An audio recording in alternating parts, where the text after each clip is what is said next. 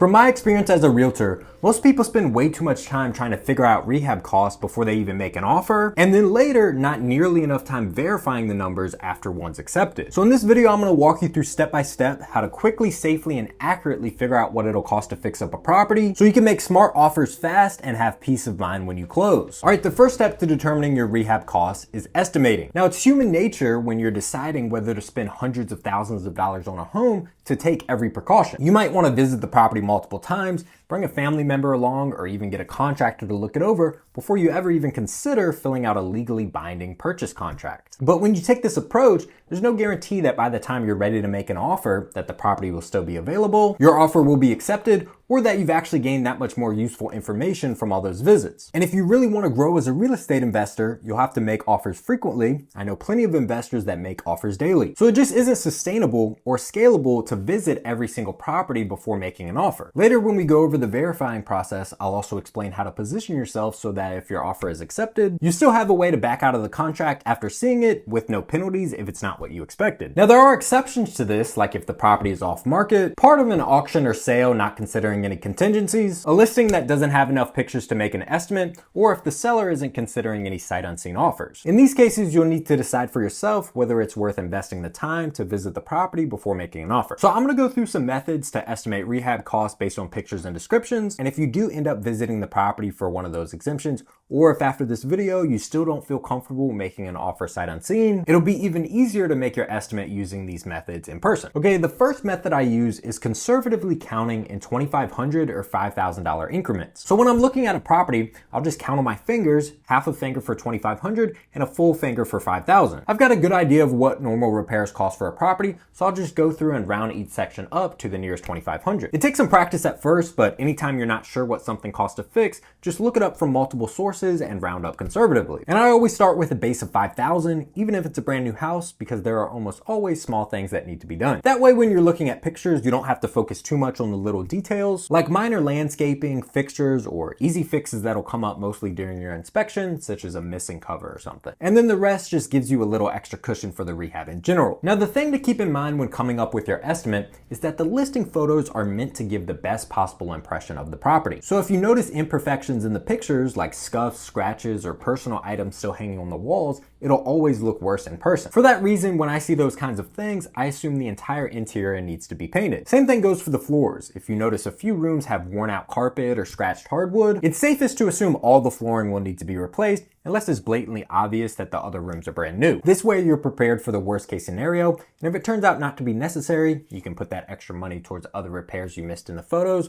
or that come up during due diligence. Let's look at an example so you can see exactly what I'm talking about. So we have a 2-story home, about 1,500 square foot, built in 54. First picture, you can see some landscaping needs to be done. More landscaping here, and the roof is maybe looking older, but we're going to keep that in mind and not count it needing to be replaced yet. Back of the house, you can see it needs some power washing. Some more here. The interior, you can see some personal items are still up, and cracks in the ceiling, so assume some interior paint. Here's the first good shot of the floors. You can see they're faded, so assume all new floors for now. More confirmation of all the floors. Now in here, you can see a water stain on the ceiling, so that might be more of a reason for a new roof, but we're going to keep that in mind still. More paint and floors. More paint and floors. Now in the bathroom, we have outdated tiles. The floors will be changed with the rest of the house, but this around the walls and shower, I will assume for now it can be reglazed white to look more modern. Since out of the ones we can see, they don't look to be in too bad of shape to where all of this would need to be replaced, but the shower curtain is blocking most of them, so it's unknown for now. In the kitchen, we have metal cabinets, 2 different kinds of countertops, and this outdated backsplash situation. So I would plan on replacing all of this. The appliances don't look too old, so we'll say those are fine. This is the only window we can really see from inside, and that looks updated, so we'll say those are fine too for now. And the last picture is of a little shed attached to the back of the house. So that was me going very slow to try to explain what I'm looking for, but if we put all this together, you can see how quick you can get your initial estimate from the pictures once you have an understanding of what things cost. Here's how I would flip through the pictures and get an estimate based on my conservative numbers for this size of house. First pictures, I'm seeing landscaping and power washing, noticing the roof. Inside, I'm putting up $7,500 for paint, $10,000 for floors, bathroom $2,500 for reglazing and maybe a new vanity, $10,000 for new cabinets and countertops. And since the house is a little older, it doesn't look too well kept up with,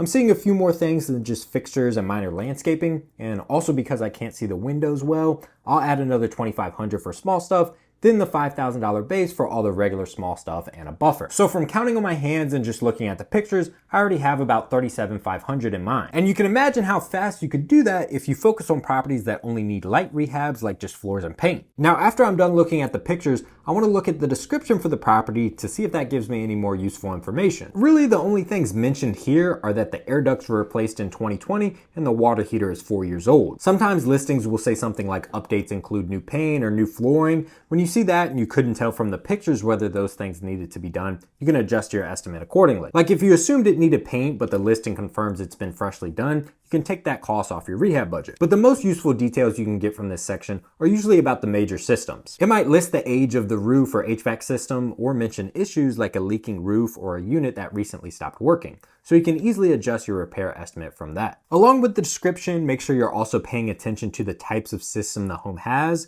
For example, if it has asbestos siding, baseboard heat, or window units, you'll want to factor those things into your estimate as well, but in this example, everything looks good. Now, before we go into the next step to complete the estimate process, I want to mention another option, using the price per square foot method. Now, I personally think this is better to use when the property needs a pretty big rehab because there's going to be so much unknown from the pictures. For example, if a property looks like this, it's going to be pretty tough to just flip through the pictures and get a quick cost estimate in your head because it's so much. You should definitely plan on a full gut, but even then you won't know exactly how much framing, foundation, or well and septic work will be required until you get started. So I think using the price per square foot method is an easier way to get a rough idea of the rehab budget when it's larger. And you can also cross-check it against the previous method if you're looking at a cosmetic or moderate rehab and already did the quick mental estimate. So here's what I typically see for Richmond area rehabs. Cosmetic rehab like floors, paint, and maybe a few kitchen or bathroom upgrades are usually about $10 to $25 per square foot. Moderate rehabs like all the cosmetics plus a new kitchen or bath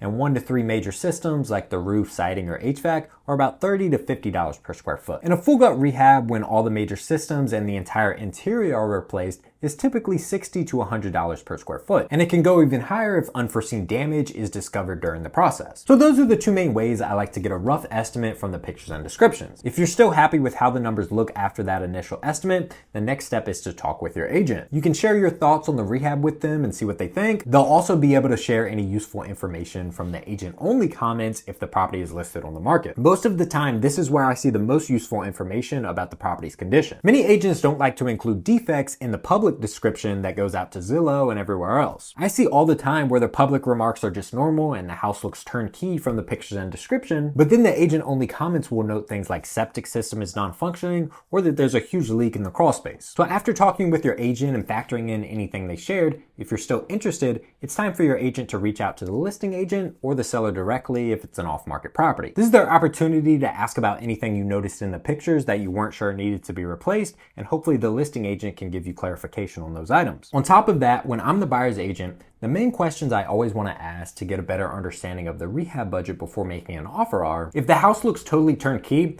I'll say something like, the house looks like it's in really good shape. Is there anything you know of that needs to be replaced? If it obviously needs cosmetic updates, I'll say the house looks in pretty good shape. Are there any systems or anything non-cosmetic you know of that needs to be replaced? And if it's in the condition of the last example we looked at, I might ask something like, would you trust any of the systems, or do you think this is essentially a full gut rehab? Now, sometimes their answers give me more information to help you construct your initial estimate before making an offer, which is great. Other times they don't give much. They might say, I'm not aware of any issues, or the buyer is responsible for their own due diligence. In those cases, we don't gain much for building the budget, but it still positions you better during the verification process. So after you've combined the information from all these sources, it's now time to make your offer. The most important thing to do at this stage is include some sort of inspection contingency. This is going to be different for every area, but for mine, I like to use the as-is addendum. Here's the language my local contracts use for the as-is inspection contingency. This contingency gives you complete flexibility to do whatever due diligence you feel is necessary. And if you're not satisfied for any reason, you can walk away with your earnest money deposit as long as you make that decision before the deadline expires. In my area, the default inspection period is 10 days, but you can write your offer for whatever time frame you want. Make sure you include similar language in your offer if you want that option. There are other types of inspection contingencies where the seller provides some of the inspections and you negotiate specific repairs, and you can only back back out if you can't come to an agreement on those items. But I don't think those work as well for properties that need rehabs,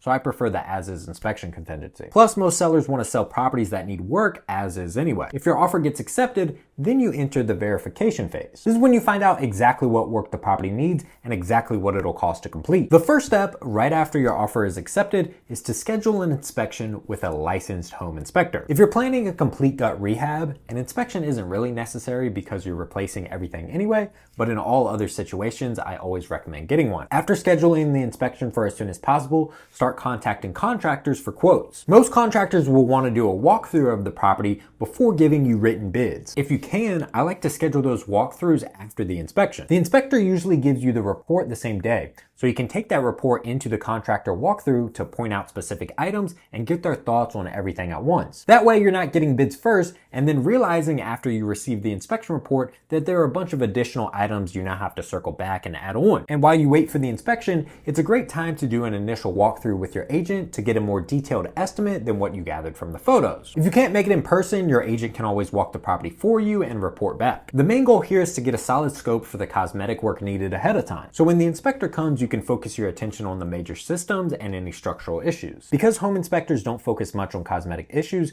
doing this first walkthrough helps you get those items identified up front. Then when you start meeting with contractors, you already know what you want priced out, and you also have the inspection report in hand to show them the defects you want them to pay attention to during their walkthrough. So after their walkthrough, have the contractors provide detailed line-by-line bids for each defect and everything you want done, along with a payment schedule you both agree to and a completion date. Once you decide on a contractor, their line-by-line bid should serve as your final rehab cost to move forward with until the project is complete. Ideally, you should have these bids in hand before the inspection period ends. If you're approaching the inspection deadline and still don't have them, you can ask the seller for an extension to finish finalizing your quotes. If the seller declines, you have the options of either walking away with your earnest money, or if after reviewing the inspection report, you're confident you can stay on budget and secure a satisfactory contractor, you could move forward even without the written quotes in hand. Now, if you receive the quotes and they're higher than your initial estimate, you can always walk away. Either because the property isn't what you wanted, the rehab is larger than you want to deal with, or in general if there's anything you're not satisfied with. As long as you make that decision before the inspection deadline, you can back out and keep your earnest money. But if you're still interested,